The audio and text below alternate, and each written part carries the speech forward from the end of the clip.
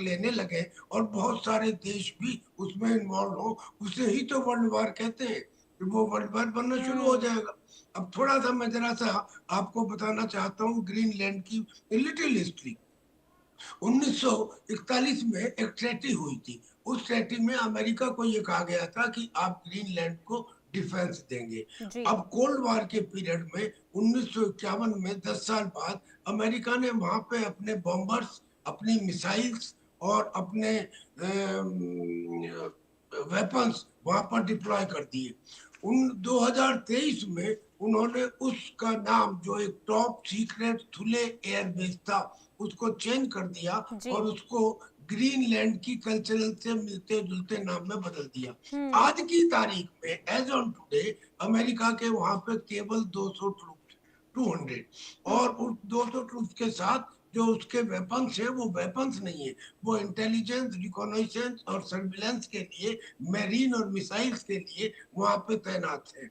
ये तो हो गया इनकी तरफ से। अब चूंकि यूरोपियन कंट्रीज ने कहा कि नहीं हम रजिस्ट करेंगे, उन्होंने अपने फोर्सेस भेजे। कितने फोर्सेस भेजे, हंसी आती है सुन के।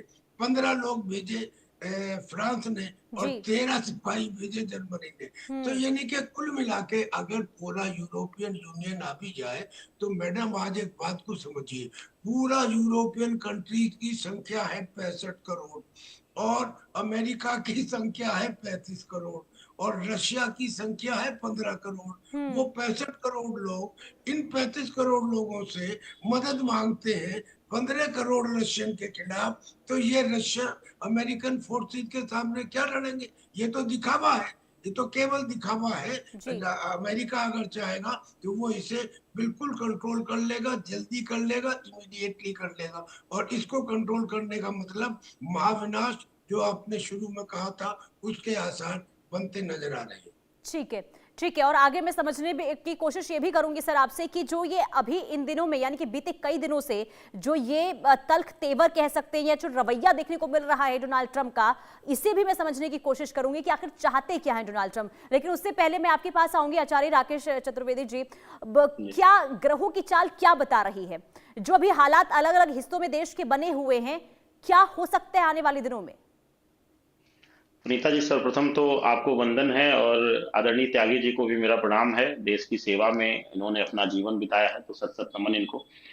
दो चीजें पुनीता जी, आप ही के इस मंच पर मैंने कहा था 31 तारीख को नववर्ष आरंभ से एक रात्रि पहले ही जी। कि इस 2026 के वर्ष में लोग चिल्ला तो रहे सूर्य का वर्ष है, निर्माण का, लेकिन भूल रहे हैं कि यह वर्ष जो है वह गुरु प्रधान है, गुरु शनि प्रधान, क्योंकि शनि जो है मीन राशि में विराजमान रहेगा। 23 फरवरी के बाद जो है मंगल राहु की युति, उसके बाद मंगल शनि की युति का निर्माण होगा।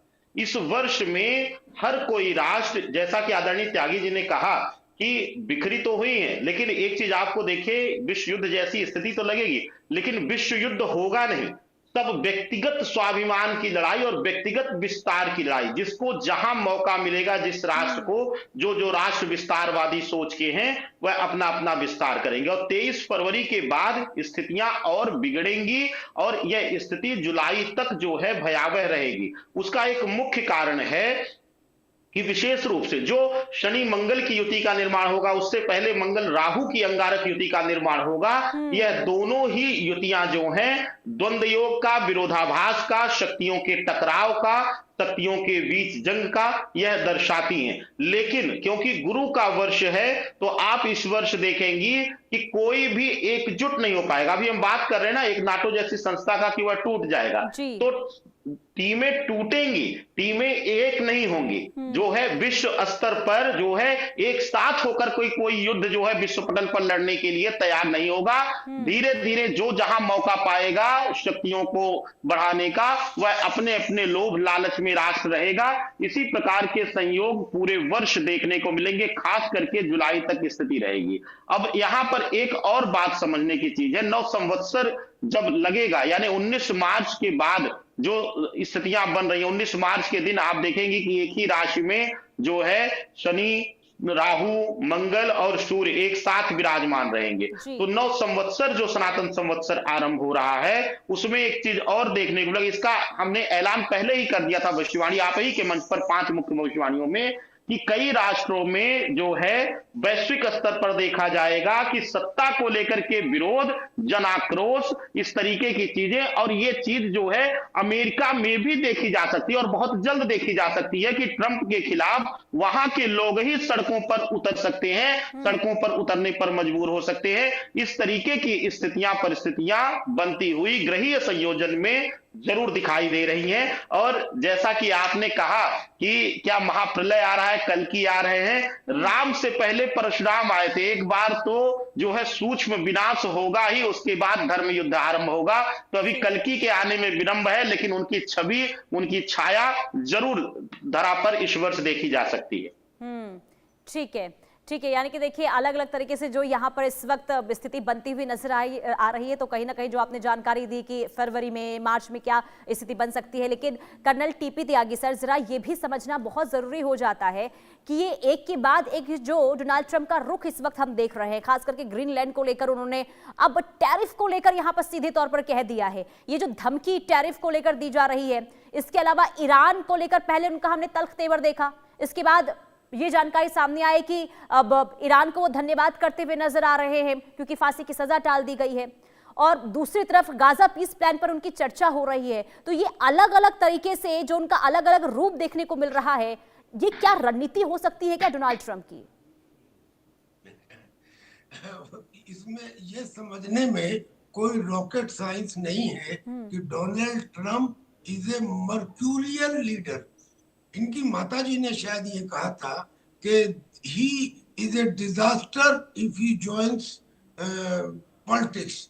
ये भी कहा था कि he is an idiot without common sense. ये उसकी माताजी के कहे हुए शब्द हैं। फिर नेवरदीलेस अब आज की तारीख में इन्होंने जो एक सिचुएशन क्रिएट कर दी है, क्योंकि अमेरिका एक पावरफुल कंट्री है and he happens to be the president of America. इन्होंने क्या सिचुएशन क्रिएट की, वेनेजुला का तो सारी दुनिया ने देखा।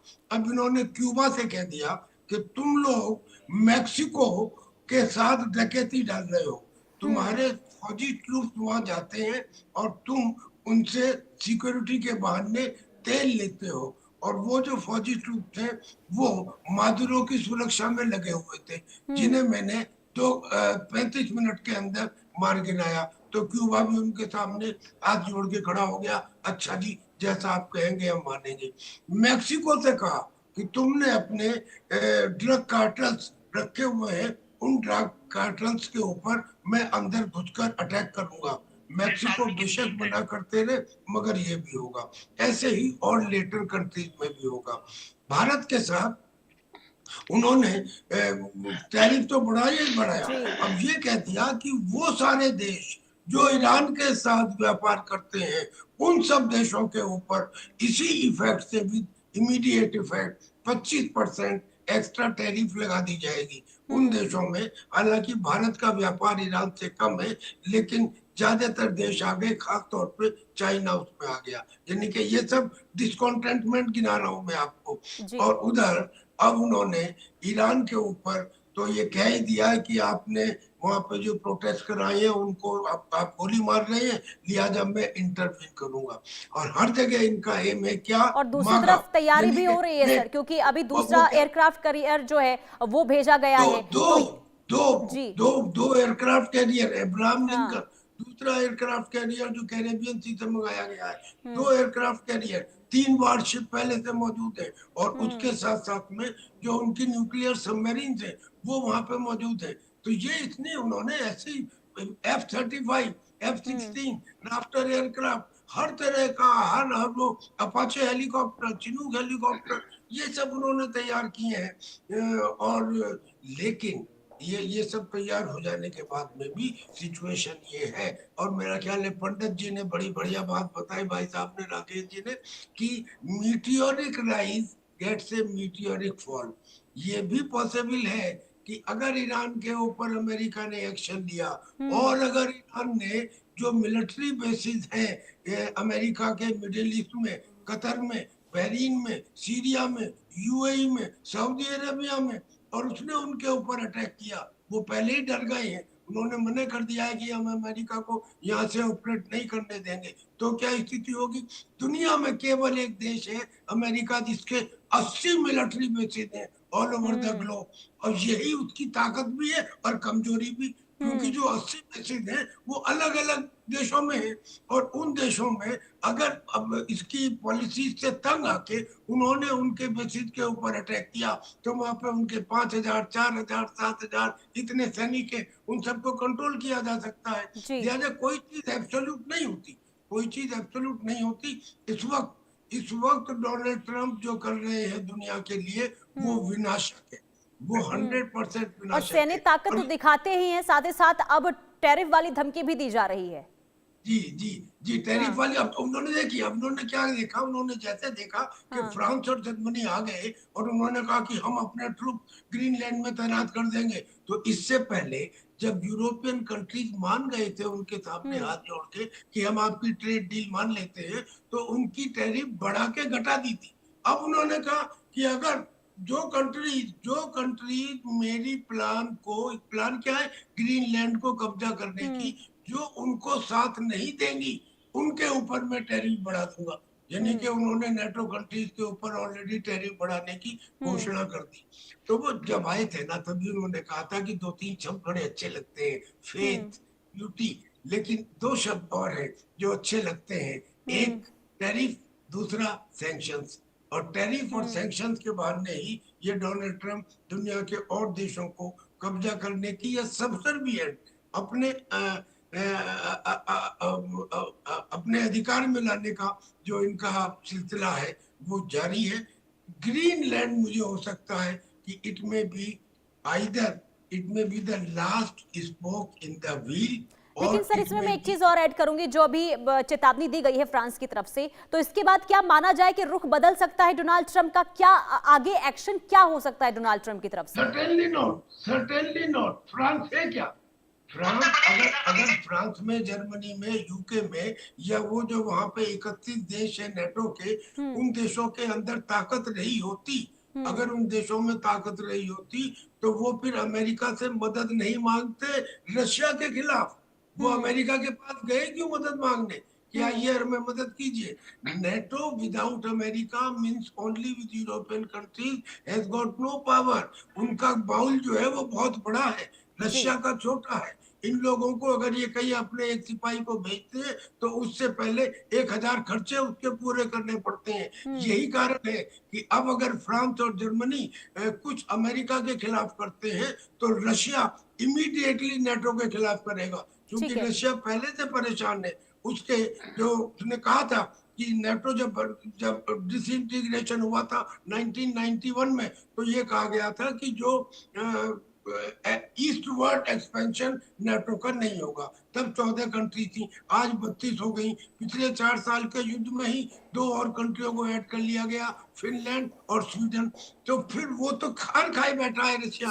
उसने कहा अगर अमेरिका बीच में नहीं आता तो मैं यूरोप को नष्ट कर दूंगा। हो सकता है कि बाबा वेंगा की जो भविष्यवाणी है जैसे पंडित जी ने की है वो ट्रू हो जाए, क्योंकि उसने कहा था कि 2026 में हो सकता है कि यूरोप के अंदर यूरोप का महाविनाश हो। ठीक है सर, माफी के साथ यहाँ पर रोकना चाहूंगी। बहुत शुक्रिया आप दोनों का इस चर्चा में जुड़ने के लिए। कुल मिलाकर देखिए, जो अभी जिस तरीके से विस्तार से तमाम चीजें बताई गई, और इसके अलावा जो ये बताया गया कि इस वक्त ग्रहों की चाल क्या बता रही, क्या भविष्य हो सकता है, यानी कि जो हालात बन रहे हैं उसके पीछे की वजह क्या है, कुल मिलाकर देखना यही होगा कि अलग अलग हिस्सों में जो स्थिति बनी हुई है उसका असर आने वाले दिनों में क्या होता है। रुकते एक छोटे से ब्रेक के लिए, देखते रहिए इंडिया न्यूज।